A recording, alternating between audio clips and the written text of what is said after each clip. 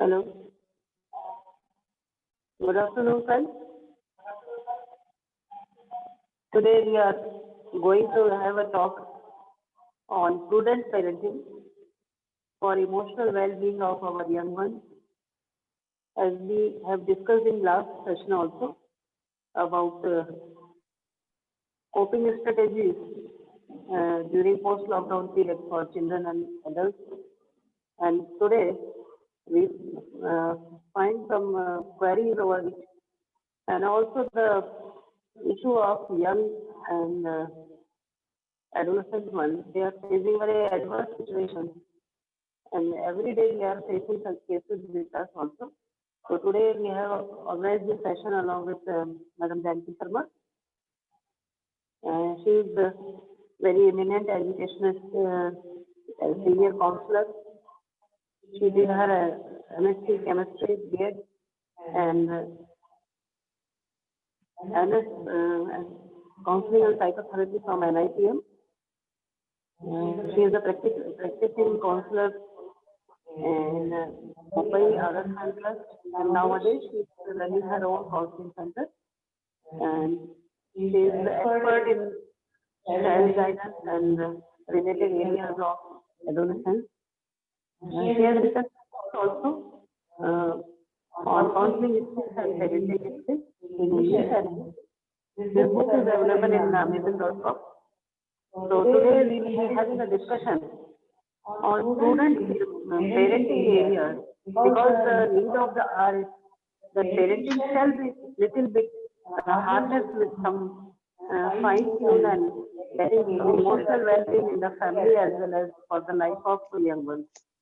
So again, I welcome you all and hand over this session to Madam Janki Sharma for her eminent thoughts. Over to you, ma'am. Thank you Abha madam. आप सबका आज के webinar में हार्दिक स्वागत है। आज का विषय है emotional wellbeing in young ones through prune parenting. Prune parenting itself is a very soft word, caring parenting.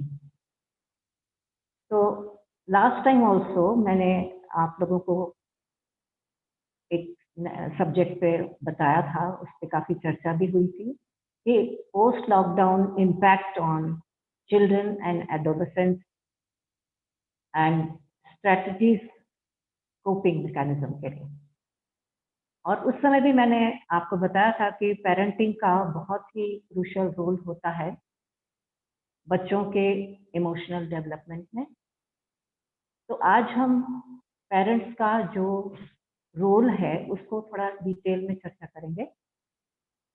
Emotional wellbeing childhood में और एडोलेसेंस एज में डिफरेंट डेवलपमेंटल स्टेजेस में कैसे किया जा सकता है, इसमें पेरेंट्स का क्या रोल है। सबसे पहले तो ये है कि पेरेंट शब्द का मतलब ही है जॉइंट माता पिता, जनक, जन्मदाता।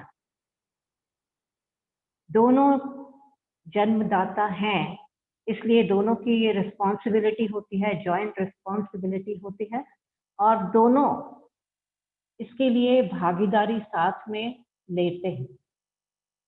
लेकिन ये भागीदारी किस किस स्टेज पर कैसी होनी चाहिए और कैसे उनको बच्चों को हेल्प की जाए, इसके लिए दोनों पेरेंट्स इस चीज़ के लिए थोड़ी सी अगर जागरूकता रखें। कहने का तात्पर्य ये है कि पेरेंटिंग तो आप सभी करते हैं, माता पिता दोनों करते हैं।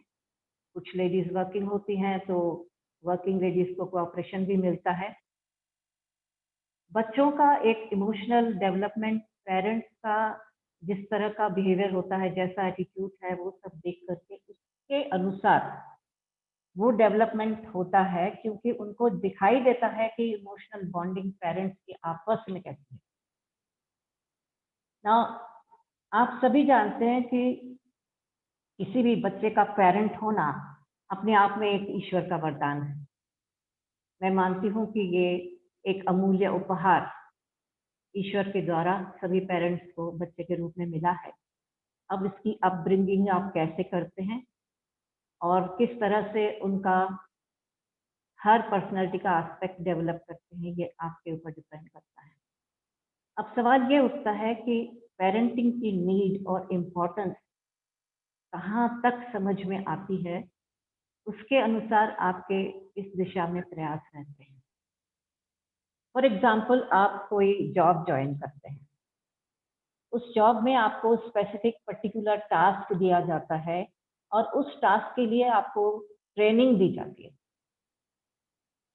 Parenting itself is a ongoing task throughout the life of child. अब इस टास्क के लिए आपको कोई अलग से ट्रेनिंग तो मिलती नहीं है, तो आप सोचते हैं कि पेरेंटिंग के लिए अलग से कुछ ट्रेनिंग की ज़रूरत नहीं है। इससे पहले भी जब ये विषम परिस्थिति नहीं आई थी, लॉकडाउन की, कोविड-19 की, उसके पहले भी हम पेरेंटिंग कर रहे थे। उस समय भी पेरेंटिंग स्किल्स को सीखने की आवश्यकता थी, क्योंकि हमारे पास अलग-अलग प्रॉब्लम्स बच्चों की अलग-अलग डेवलपमेंटल स्टेज की आती हैं, चाइल्ड की आती है, एडोलेसेंट की आती है। और हम ये देखते हैं कि उस समय भी हमें पेरेंट्स को उनकी प्रॉब्लम्स के लिए सेशंस में इन्वॉल्व करना पड़ता है, क्योंकि हर प्रॉब्लम के लिए हम चाइल्ड को ब्लेम नहीं कर सकते, because it all depends upon the family atmosphere. और बहुत सारे फैक्टर्स होते हैं जिसके कारण हमें समझ में आता है कि पेरेंट्स का इन्वॉल्वमेंट इसलिए ज़रूरी है because the child is not to be blamed for each and every behaviour और ईच एंड एवरी प्रॉब्लम। तो पेरेंटिंग का जो रोल है माता पिता दोनों के लिए पहले भी क्रूशियल रहा है। उसकी आवश्यकता, उसके महत्व को उतना नहीं समझा जा रहा था अब तक, तो हम लोग उनकी प्रॉब्लम्स को फिर भी हैंडल कर रहे थे। लेकिन अभी जो क्रिटिकल सिचुएशन है जिसमें पेरेंट्स खुद भी स्ट्रेस्ड हैं, बच्चे खुद भी स्ट्रेस्ड हैं, उसके कारण वातावरण जो है वो इस तरह का बन रहा है कि प्रॉब्लम्स का मैग्नीट्यूड एकदम बढ़ गया है, बहुत अधिक विकराल रूप होता चला जा रहा है और उसके कारण इसकी आवश्यकता और उसके महत्व को अधिक समझा जाने लगा है। नाउ, अगर इम्पोर्टेंस और नीड आपको समझ में आ गई, तो आपके अंदर एक इच्छा जागरूक होती होगी, जागृत होती होगी कि अब हमें समय आ गया है कि हमें इसके लिए जागरूकता करना है और अब हमको इसको गंभीरता से लेने की आवश्यकता आ गई। अब तक हम इसकी गंभीरता को उतना नहीं समझ रहे थे क्योंकि स्थितियां वैसी नहीं थी, लेकिन अभी जो पोस्ट लॉकडाउन परिस्थितियां बनी हैं और जो पिछली बार भी मैंने आप लोगों को बताया, तो उसके आधार पे हम ये कह सकते हैं कि अब इसको गंभीरता से लिया जाना बहुत जरूरी हो गया है। तो दोनों पेरेंट्स, माता पिता दोनों, यदि इस बात को गंभीरता से लेकर अपने लाइफ का एक गोल बना लें कि ये एक इम्पॉर्टेंट टास्क है जो कि ऑनगोइंग प्रोसेस है, थ्रू आउट लाइफ हमको ये करना है। और पर्टिकुलरली जो हम यंग वंस की बात कर रहे हैं आज, तो यंग वंस में जिस स्टेज पे अभी बच्चे हैं और फिर बाद में वो जो युवा वर्ग वाली स्थिति में जब जाते हैं, तो ये जो ग्रोइंग एज है उसमें अगर हमने अपनी जागरूकता रखी तो हम बहुत कुछ उनके जीवन को सही दिशा दे सकते हैं और ये समाज में अपना विशेष स्थान बना सकते हैं और देश के बहुत अच्छे नागरिक भी बन सकते हैं। और यही हम सबका गोल होना चाहिए, यही हम सबका एम होना चाहिए। अब ये जो नीड और इम्पोर्टेंस पेरेंटिंग की है इस पर्टिकुलर समय में, इस विशेष परिस्थिति में, उसके लिए हमें क्या करना है? सबसे पहले जो डेवलपमेंटल स्टेज जो चाइल्डहुड की होती है, जो छोटे बच्चे होते हैं 6 to 7 एज से लेकर के 12 इयर्स तक, इस एज में बच्चों की क्या इमोशनल नीड होती है, कैसे उसको पेरेंट्स समझें और कैसे उसको फुलफिल करने की कोशिश करें। तो बच्चों की जो इमोशनल नीड है उसको समझने की सबसे पहली बात ये होती है कि वो जब कभी वो किसी चीज से अनसेफ फील करते हैं, इमोशनली डिस्टर्ब फील करते हैं, तो वो आपके पास आके आपसे लिपटने की करते हैं। ऐसा लगता है कि वो कुछ कहना चाहते हैं और ऐसे में उनकी इमोशनल नीड जब उनकी आंखों से, उनके हाव भाव से, उनकी हरकतों से आपको दिखाई देता है, तो सबसे पहला काम ये है कि आपको उसको लिसन करना है। exactly he or she wants to say. तो लिसनिंग एक बहुत ही इम्पोर्टेंट चीज है पेरेंट्स के लिए, और ये एक बहुत बड़ा आर्ट है कि कैसे आप होलिस्टिक लिसनिंग करते हैं अपने बच्चे की, पूरी तरह से अटेंशन पे करते हैं। ऐसा नहीं कि आप कुछ काम कर रहे हैं, पेपर पढ़ रहे हैं, टीवी देख रहे हैं और कुछ करते हुए आपने हाँ बोलो, उसकी बात सुनना चाहा आपने, तो उसको हम होलिस्टिक अप्रोच नहीं बोलेंगे लिसनिंग का। बिकॉज लिसनिंग में आपको उसकी बॉडी लैंग्वेज, उसके आईज एक्सप्रेशन, उसके फेशियल एक्सप्रेशन, उसका tone, everything you have to watch very closely. तो उससे आपको पूरी इंफॉर्मेशन मिलती है। वो जो वर्ड्स कह नहीं पा रहा है, जो उसके अंदर चल रहा है, वो भी आपको समझ में आने लगता है। और वो आपको समझना है, बच्चे के लेवल पे जाके उसकी लेवल के अनुसार छोटे छोटे क्वेश्चंस बना के उसको प्रोवोक करना इस तरह से कि वो अपने अंदर की बात बाहर पूरी तरह से निकाले। और आप उसको, कभी कभी ऐसी भी जरूरत पड़ती है कि उसको पूरे सही शब्द नहीं मिल रहे होते हैं, तो आपको वो शब्द दे करके बता के उसकी हेल्प करनी होती है कि तुम ये कहना चाहते हो। तो दिस इज हाउ आउटलेट उसका जो है जैसा है वैसा होने लगता है। और ऐसे में छोटे बच्चों को अगर आपने पीठ पे हाथ फैला दिया, कंधे पे हाथ रख दिया और प्यार से उसकी तरफ देखा, तो उसको एक मैसेज मिलता है कि मुझे अपनी बात जो कहनी है पूरी तरह कह देनी है, और मम्मी या पापा मेरी बात बहुत ध्यान से सुन रहे हैं। Now they are with me, मम्मी मेरे साथ है, पापा मेरे साथ है। तो होलिस्टिक लिसनिंग का जो ये जो अप्रोच है, फुल अटेंशन वाला ये जो अप्रोच है, ये बहुत जरूरी है लिसनिंग। छोटे बच्चों की हो चाहे बड़े बच्चों की है, मैं बाद में आपको युवा वर्ग के लिए भी बताऊंगी। तो ये चीज जब उनको मिलने लगती है तो एक कंफर्ट जोन में वो आते हैं। उनको कंफर्टेबल बनाना है, उनको ऐसा एहसास कराना है कि तुम आराम से अपनी बात कह सकते हो, I will take care of it. तो केयरिंग एटीट्यूड आपका, उसके प्रति कंसर्न, और उसके लिए वो आपकी जो इमोशनल भावना है जब झलकने लगती है, तो बच्चा अपने दिल की बात खुल के आपको कह देता है और बहुत कंफर्टेबल फील करता है, कंफर्ट जोन में वो आ जाता है। और फिर उसके बाद आप उसको रीअश्योरेंस दें। रीअश्योरेंस इसलिए जरूरी है कि वो ये सोच करके आपके पास आया है, अपनी बॉडी लैंग्वेज से आपको इस बात का उसने एहसास कराया है कि मुझे कुछ डिस्टर्बेंस है, इमोशनल डिस्टर्बेंस है, कुछ चल रहा है मेरे अंदर। आपने उसकी बात सुनी, अच्छी तरह से लिसन किया, और फिर उसके बाद उसने आपको पूरी तरह से नैरेट भी की, वो पूरी बात उसने बता भी दी आपको जैसे आप सुनना चाहते थे, कंप्लीटली उसने आउटलेट कर भी दिया। लेकिन उसके बाद फिर उसको रीअश्योरेंस भी तो चाहिए कि अब क्या। तो ये 3 चीजों का जो ध्यान आपको रखना है, ये जो समय चल रहा है उसमें इसकी छोटे बच्चों के साथ बहुत जरूरत है। उससे वो सिक्योर फील करते हैं और ऐसा नहीं लगता है कि कोई नहीं है मेरी बात सुनने के लिए। तो यही चीज जब एडोलेसेंट के बच्चों में होती है, युवा वर्ग में होती है, वो भी कई बार इमोशनली डिस्टर्ब होते हैं, लेकिन कभी कभी क्या होता है, वो इंट्रोवर्ट होते हैं, अपनी बात अपने मन में रखते हैं और उसको कुछ किसी से कहना नहीं चाहते, शेयर नहीं करना चाहते। तो उनकी बॉडी लैंग्वेज से पेरेंट्स को ये समझना है कि कुछ तो चल रहा है उसके अंदर। और फिर उसके बाद उसके पास बैठ करके प्यार से, आत्मीयता से एक इस तरह का माहौल बनाना है। और ये तभी बनता है कि जब आप उसके साथ अक्सर फ्रेंडली बिहेवियर करते हैं।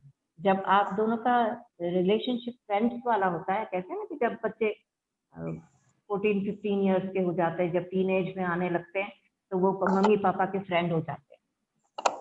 तो एक वैसा अपनापन अगर आपने दिया हुआ होगा तो वो फ्रेंडशिप में आपको अपनी हर बात बताना चाहते हैं। और आप अगर उनको अच्छी तरह से डील करें, लिसनिंग उनका अच्छी तरह से करें, कंफर्टेबल उनको होने दें, तो वो अपना पूरा आउटलेट आपको कर दी।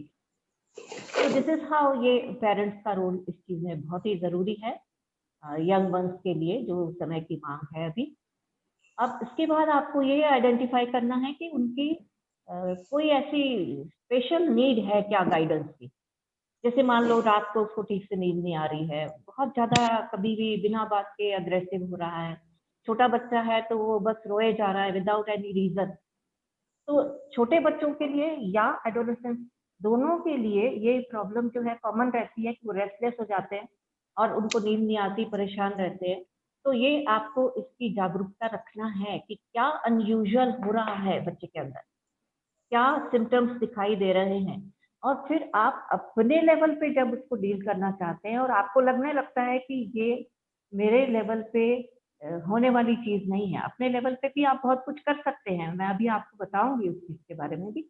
लेकिन आपको पहले ये नीड रिकॉग्नाइज करनी है कि कहीं इसको स्पेशल हेल्प की जरूरत तो नहीं है। तो फिर ऐसे में आपके पास हेल्पिंग एजेंसीज हैं, एनजीओ है, हेल्पलाइन है, मेडिकल आपके पास ट्रीटमेंट है उसके लिए, आपके पास किसी अच्छे काउंसलर की या विशेषज्ञ की हेल्प है, इस तरह से आप वैसा अप्रोच कर सकते हैं। लेकिन आपको ये भी जानने की ज़रूरत है कि मैं अपनी लेवल पे इसके लिए क्या कर सकता हूँ या क्या कर सकती हूँ।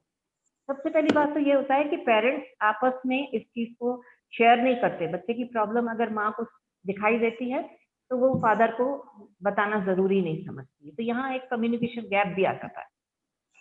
तो मेरा ये कहना है कि अगर कोई भी इस तरह की प्रॉब्लम बच्चे में माँ ने देखी, तो उसका उसका ये दायित्व होता है कि वो फादर को भी इस चीज़ में इन्वॉल्व करे, उनको इन्फॉर्म करे कि इस तरह की सिचुएशन बच्चे के लाइफ में हो रही है और हम दोनों को मिलके इसको सॉर्ट आउट करना है, उसको हेल्प करना है। तो इस तरह से आप अपने लेवल पे क्या कर सकते हैं? जैसे अभी कोविड-19 के समय में आप देखते हो कि फ्लडिंग ऑफ इंफॉर्मेशन बहुत ज़्यादा हो रही है। कहीं से कुछ इन्फॉर्मेशन आ रही है, कहीं से कुछ आ रही है, बच्चे आपस में फ़ोन पे बात कर रहे हैं, तो कुछ एक-दूसरे से चर्चा कर रहे हैं। वो देखते हैं पेरेंट्स को, वो अपने फ्रेंड से बात कर रहे हैं और इस तरह की चर्चा हो रही है, क्या क्या चल रहा है बाहर। तो ये जो फ्लडिंग इंफॉर्मेशन सब सोर्सेस से जो आ रही है, कुछ न्यूज़ में आ रही है, कहीं कुछ न्यूज़पेपर में आ रही है, तो इस तरह से बच्चे जो हैं वो बहुत अधिक कन्फ्यूज़ होने लगे हैं और उनके बिहेवियर में एकदम डिसरप्टिव एटीट्यूड्स दिखाई देने लगते हैं। तो ये चीज़ें जो पेरेंट्स को बहुत ही जागरूकता से वॉच करनी है, और जब वो देखते हैं कि इस तरह का कुछ हो रहा है, तो जॉइंट एफर्ट्स डालें। जिसको भी जब समय मिले, जब पेरेंट्स में से माता को समय मिलता है तो वो देखे, पिता को समय मिलता है तो वो देखे, और फिर दोनों एक दूसरे के साथ कम्युनिकेट करते रहें। कम्युनिकेशन गैप ना आने दें। बच्चे की स्थिति में हो सकता है कि कोई एक चीज फादर को कुछ कहना हो, मदर को कुछ कहना हो, तो आपस में कंसल्ट करके वो बच्चे से कम्युनिकेट करें, इसमें दूरी बनाए ना रखें। और उसके बाद जब उनको समझ में आने लगता है कि ये प्रॉब्लम हमारे लेवल पे करने की नहीं है, अपनी लेवल पे वो ये कर सकते हैं कि कुछ चीज़ें बच्चे को खेल-खेल में उसके जो इमोशनल डिस्टर्बेंसेस हैं उसके लिए उसको फन और ऐसी चीज़ें कराएँ जिससे कि वो सिंगिंग करे, डांस करे और अपना जो जो उसका इमोशनल डिस्टर्बेंस वाला मूड है वो थोड़ा-सा शिफ्ट करे। लेकिन कभी-कभी ऐसा होता है कि बच्चे के अंदर जो चल रहा होता है उसके बाद भी वो उसमें इन्वॉल्व नहीं हो पाता है। तो आपको बारीकी से देखना है कि उसके प्ले एक्टिविटी में भी और सिंगिंग, डांसिंग एक्टिविटी में भी वो चीज़ नहीं जा रही है, it means there is something. तो फिर आप उससे इंडिविजुअली जब बात करते हो तब आपको लगता है कि ये प्रॉब्लम तो बहुत बढ़ चुकी है, तब आपको इस तरह के स्पेशल कंसल्टेशन की ज़रूरत होती है। तो अभी जो भी क्राइसिस सिचुएशन है उसमें आपको अपने लेवल पे क्या करना है और स्पेशल गाइडेंस के लिए क्या किसका आपको कंसल्टेशन करना है, ये देखने की जागरूकता बहुत ज़रूरी है। और दूसरी बात ये है कि जब बच्चे कोविड-19 के बारे में कुछ अलग-अलग चर्चाएँ करते हैं, तो आप उनको करेक्ट इन्फॉर्मेशन दीजिए। कहीं वैलिड सोर्स से आपको जो इन्फॉर्मेशन मिलती है, वही जानकारी आप बच्चों को दीजिए ताकि जो मिसकॉन्सेप्शंस उनके माइंड में पल रहे होते हैं रिगार्डिंग दिस मिथ्स जो होते हैं वो हट जाएँ और उनके अंदर का जो फ़ियर है और इनसिक्योरिटी है, वो कम होने लगे। तो इस तरह से हम ये देखते हैं कि बच्चे बहुत ज़्यादा कन्फ्यूज़्ड हैं। और सबसे बड़ी बात ये है कि ये बच्चे अपने आप को, क्योंकि मोस्टली उनको घर में रहना होता है, बाहर निकलना नहीं है, स्कूल भी जाना नहीं है, ऑनलाइन क्लासेस हो रही हैं, तो ज़्यादा समय वो अपनी ऑनलाइन एक्टिविटीज़ में बिताते हैं। क्योंकि क्लासरूम में भी जो ऑनलाइन टीचिंग होती है, लास्ट टाइम भी मैंने बताया था कि उसमें वो आउटपुट वो नहीं दे पाते, तो वो फ्रस्ट्रेशन ये सब कुछ रहता है उनके अंदर। और फिर जब वो ऑनलाइन में अपना समय ज़्यादा बिताने लगते हैं, दरवाज़ा बंद करके बैठते हैं और पेरेंट्स सोचते हैं कि वो बच्चा पढ़ाई कर रहा है, तो उनको ये इस चीज़ की भी जागरूकता रखनी चाहिए कि उन बच्चों की ऑनलाइन में क्या-क्या एक्टिविटीज़ हो रही हैं। और उसके लिए भी उनको जो ऑनलाइन के सेफ्टी रूल्स हैं, वो उनको बच्चों को गाइड करना चाहिए, उनको बताना चाहिए कि कुछ साइट्स ऐसी होती हैं जो कि अवांछनीय होती है, जिनका कि बच्चे के मानसिक स्वास्थ्य पर असर पड़ता है। तो वो गाइडेंस भी वो अपने एडोलेसेंस बच्चों को दे सकते हैं और नहीं तो फिर वो सेफ्टी लॉक लगा सकते हैं उनके फ़ोन में। तो इस तरह की चीज़ें जो हैं वो आपके नॉलेज के बगैर बच्चा उसमें इंडल्ज होकर के कहीं फँस ना जाए। और ऑनलाइन में साइबर बुलिंग, साइबर क्राइम्स भी बहुत होते हैं और उनसे कभी-कभी गलती से कोई इम्पोर्टेंट इन्फॉर्मेशन देने में आ जाती है, कभी पासवर्ड बता सकते हैं। तो इस तरह की चीज़ें उनको बताना चाहिए आपको कि ये हमें नहीं करना है और इसके क्या-क्या नेगेटिव कॉन्सिक्वेंसेस हो सकते हैं।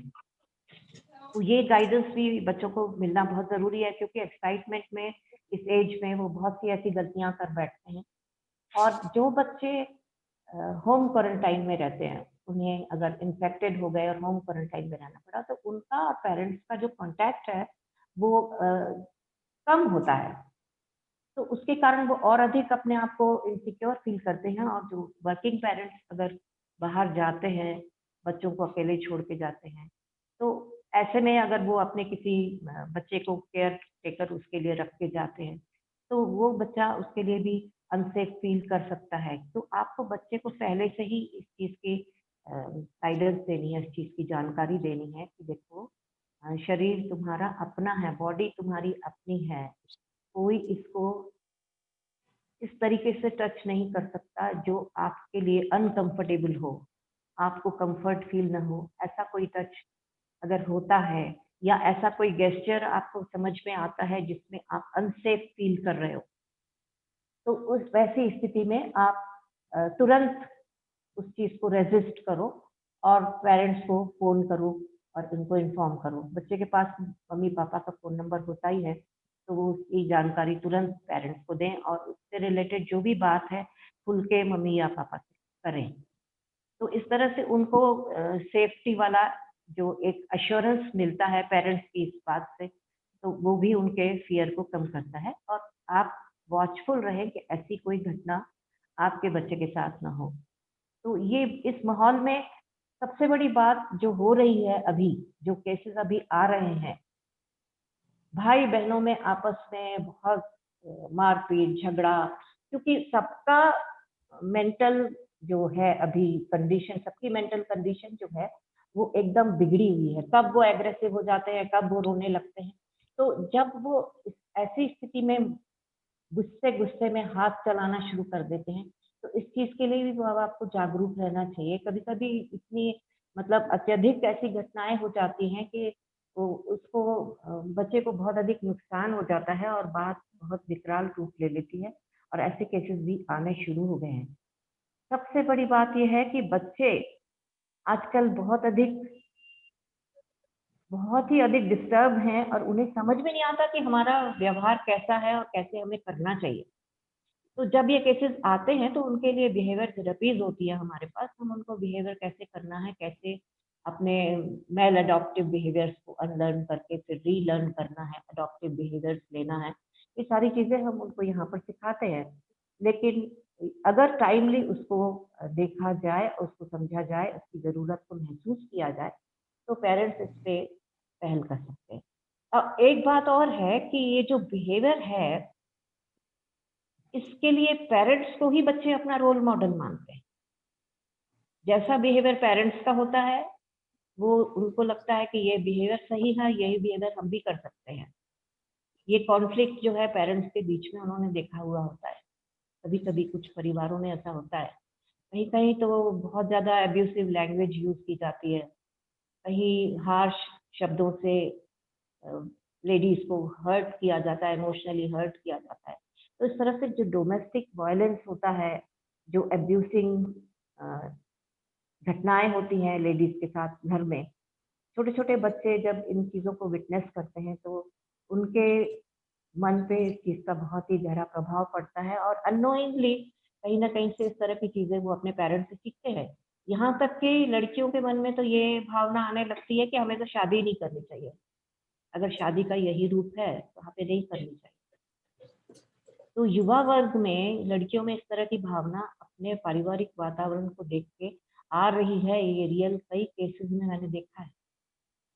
तो इट्स वेरी इम्पोर्टेंट कि पेरेंट्स का खुद का बिहेवियर आई अंडरस्टैंड कि अभी इस समय में कुछ ये चीज़ें ज़्यादा हो रही हैं परिवार में, वायलेंस की, अब्यूज़ की, क्योंकि माता-पिता दोनों ही कुछ स्ट्रेस से गुज़र रहे होते हैं। किसी उनके परिवार में किसी सदस्य की तबीयत खराब होती है, किसी को क्वारंटाइन में, आइसोलेशन में रखा जाता है, किसी को हॉस्पिटलाइज़ किया जाता है, किसी की प्रॉब्लम एकदम सीवियर हो जाती है। तो ये सब चीज़ें हो रही हैं, उसके कारण मेंटली सब डिस्टर्ब्ड हैं, किसी का जॉब चला जाता है। तो ये चीज़ें हैं, बट उनकी एक रिस्पॉन्सिबिलिटी बच्चों के लिए एक रोल मॉडल बनाने की भी है और जो आप करेंगे, जो व्यवहार वो देखेंगे, वही सीखेंगे। ऐसा नहीं है कि जो आप उनको सिखाते हो, ऐसा करो, ऐसा नहीं करो, केवल वही सीखेंगे, ऐसा नहीं है। जो वो देखेंगे, वही सीखेंगे। सबसे बड़ी बात ये है कि इस चीज़ के लिए अलर्टनेस जो है माता-पिता को बहुत ज़रूरी है। इट्स ऑब्वियस दोनों हस्बैंड वाइफ अलग-अलग परिवारों से आते हैं, अलग-अलग संस्कारों से उनका ब्रिंगिंग अप हुआ है, लेकिन उन दोनों में मतभेद होना स्वाभाविक है। किसी न किसी बात पे मतभेद होता है, लेकिन आपको इस बात का ध्यान रखना है कि बच्चों के सामने इस तरह के कॉन्फ्लिक्ट ना हो और अगर अगर किसी तरह किसी कंडीशन में हो भी गए तो आपको ये पूरी कोशिश करनी चाहिए उस कॉन्फ्लिक्ट का रिज़ॉल्यूशन भी बच्चों के सामने हो, ताकि बच्चों को पता चले कि कॉन्फ्लिक्ट होता है तो पेरेंट्स उसको रिज़ॉल्व भी करते हैं और फिर वापस एक दूसरे को नॉर्मलाइज़ भी कर लेते हैं। तो कॉन्फ्लिक्ट वाली स्थिति से नॉर्मल वाली स्थिति आते तक का पूरा उनको दिखना चाहिए। अदरवाइज़ क्या होता है कि उनको अधूरी पिक्चर दिखती है, कि ज़िंदगी ऐसी होती है। तो इसलिए ये बहुत ज़रूरी है और उनको ये पता होना चाहिए कि ये जो difference of opinion work place में भी लोगों के बीच में होता है, वाद-विवाद वहाँ भी होता है, लेकिन किस लिमिट तक हमें अपने कॉन्फ्लिक्ट को अ, बढ़ने देना है और किस लिमिट तक अपने आप को नॉर्मल करने में बहुत जल्दी उसको कर लेना है।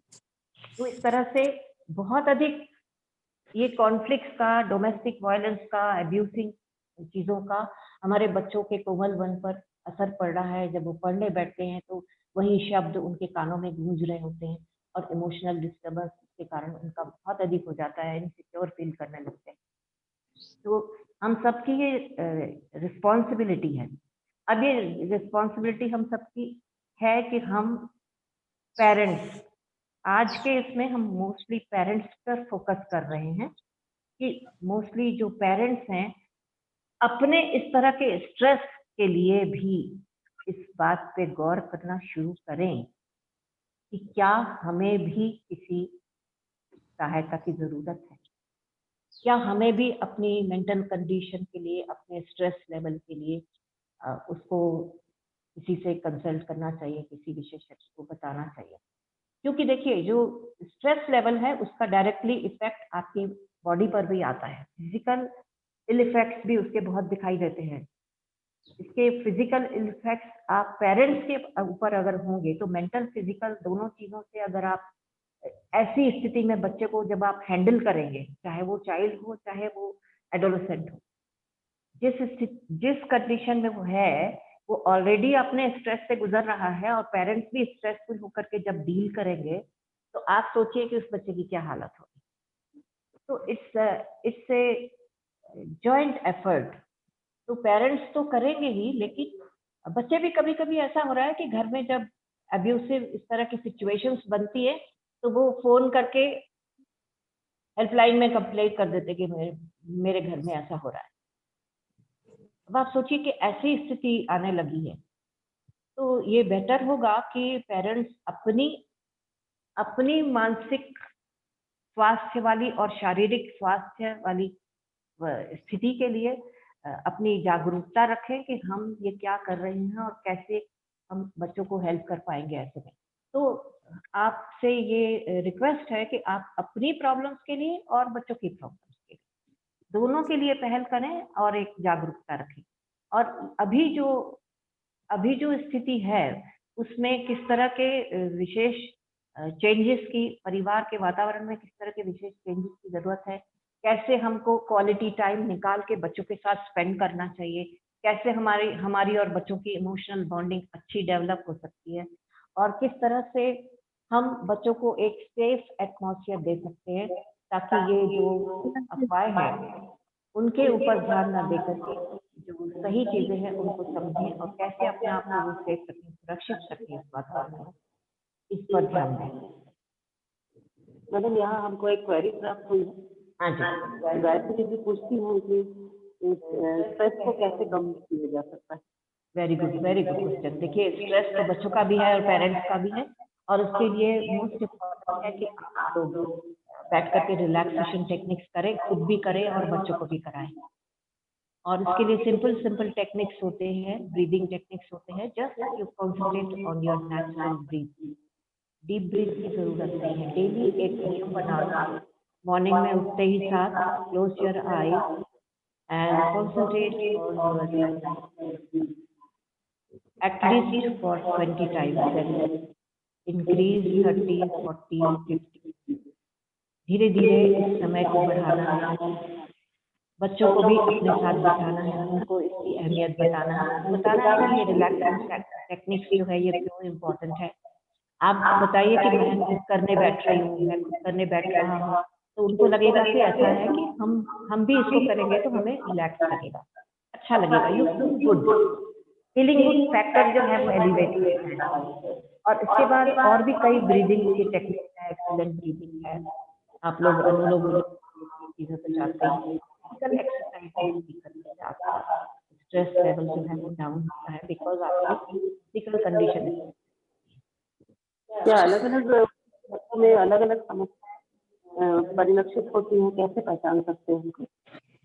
हाँ, बच्चों में जो अलग अलग समस्याएं होती है, जो छोटे बच्चे जो होते हैं वो ज्यादा करके मम्मी पापा से चिपटना चाहते हैं, और ऐसा उनके बॉडी लैंग्वेज से लगता है कि वो सेफ्टी चाहते हैं, इनसिक्योर फील कर रहे हैं और नेग्लेक्टेड फील कर रहे हैं। कभी कभी ऐसा होता है ना, उनकी बातें वो डायरेक्ट बोलते नहीं लेकिन अपने एक्शन से आपको बताते हैं। तो इस तरह की बात अगर आप अलग से आप टाइम देना शुरू करो, क्वालिटी टाइम उनके साथ स्पेंड करो, उनके साथ फन जैसे हैंड वॉशिंग गाना गाते हैं। तो इस तरह से क्या है कि वो एक मैसेज भी जा रहा है उनको, मास्क का मैसेज जा रहा है, हैंड वॉशिंग का मैसेज जा रहा है, एक प्ले फन एक्टिविटी में उसको डील करो। तो ये चीजें छोटे बच्चों में। बड़े बच्चे जनरली बहुत ज्यादा डिस्टर्ब दिखते हैं, कभी कुछ करेंगे कभी कुछ करेंगे, एग्रेसिव हो जाते हैं या फिर एकदम चुप हो जाते हैं, और अचानक से वो कुशल मतलब बाय कट करने लगते हैं, मतलब अपने फ्रेंड से भी बात नहीं करना चाहते, किसी से भी बात करना नहीं आता। तो ये चीज है कि बच्चों की जो इमोशनल स्थिति है, छोटे बच्चों की आपको दिखने लगती है, लेकिन बड़े बच्चों को समझना पड़ता है और उनके साथ बैठ करके आपको टैक्टफुली बात करनी पड़ती है, उनको अपने तरीके से समझना होता है। लेकिन आपको ये माहौल बनाना होता है, उनके साथ फ्रेंडली बैठ के बात करके, तो आपको धीरे धीरे उनकी बातें भी समझ में आने लगती हैं, या तो फिर आपको एक तरीका लगा कई चीजें छुपा लेते, तो आपको ये उनसे उनकी एक्टिविटीज पे उनकी नजर रखनी है, ये देखना है कि किसी पे विश्वास जीतना है, उसके लिए ना आप तो मैडम कई बार देखा जाता है कि बच्चों को आमतौर पे टीका लगाने से या वैक्सीनेशन से या अभी जो माहौल चल रहा है इसके कारण दहशत का माहौल बन गया है। इसको दूर करने के लिए भी माता पिता कैसे अपने बच्चों को सहयोग कर सकते हैं? ये तो देखिए भ्रांतियां हैं कि वैक्सीन के साइड इफेक्ट्स हैं, कोई कुछ बोल रहा है कोई कुछ बोल रहा है, लेकिन आपको जैसे आरोग्य सेतु है और ऐसी कोई वैलिड सोर्स से जो जानकारी रिगार्डिंग दिस मिलती है वो ज्यादा सही होती है, ताकि आप बच्चों को सही इंफॉर्मेशन दे सकें और इंफॉर्मेशन अगर अधूरी होती है और गलत होती है तो ऑटोमेटिकली बच्चों का जो उनके ये सोच है वो बिल्कुल नहीं होता है, उनको लगता है इसके साइड इफेक्ट है।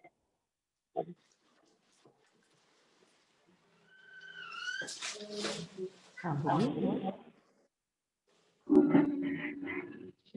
आप ऐसे बच्चों के लिए क्या सलाह देंगे जहाँ माता पिता उचित सहयोग लेने के लिए किसी विशेषज्ञ की ओर जाने में संकोच करते हो? क्या इसका और कोई माध्यम भी हो सकता है? सबसे पहली बात यह है कि ये जो सोशल स्टिग्मा है इसे दूर करना बहुत जरूरी है। अगर कोई काउंसलर के पास आ रहा है या विशेषज्ञ के पास आ रहा है तो मतलब ये नहीं है कि उसको कोई दिमागी बीमारी है। जनरली लोग ऐसा सोचते हैं कि हम अपने बच्चों को काउंसलर के पास क्यों लेके जाएं। ऑनलाइन वाला बताइए। तो बच्चों के पास इस तरह की जो क्वेरीज होती हैं, जो भी कुछ होता है, आप प्रॉब्लम्स है उसको हल करने के लिए अगर आप नहीं आ सकते काउंसलर के पास या किसी विशेषज्ञ के पास, आपको ऑनलाइन भी उसकी हेल्प मिल सकती है। ऑनलाइन भी आप वीडियो कॉलिंग करके काउंसलर के साथ बैठ सकते हैं, आप शामिल हो सकते हैं सेशंस में अगर आवश्यकता हो। आपके लिए या आपके बच्चे के लिए उससे ये बात आप तक ही रहती है और आपका काउंसलिंग सेंटर पे आना जरूरी नहीं है। ऑनलाइन इस तरह की सेवाएं भी हम लोगों ने शुरू की। Thank you madam. मैं यहाँ जोड़ना चाहूँगी क्योंकि हम समग्र MDC द्वारा ऑनलाइन सर्विसेज चालू की गई है, जिसका लिंक भी हमने इसके साथ में आप लोगों को उपलब्ध कराया है। आप सबसे निवेदन है कृपया आप स्वयं या आपकी कोई भी परिचित किसी दुविधा से गुजर रहे हैं, आप समग्र MDC में लॉग इन करके अपनी समस्या को बॉक्स में डालेंगे। विदिन 24 आवर्स लोग आपको उसको एक्सपर्ट से जवाब जो अवेलेबल है उसको आपको मुहैया कराएंगे। और आगे इसमें अगर आप फिर से अगर ये सब करते हैं तो आपको वो एक्सपर्ट अपने लिए उपलब्ध होगा और आप स्वयं अपना समय या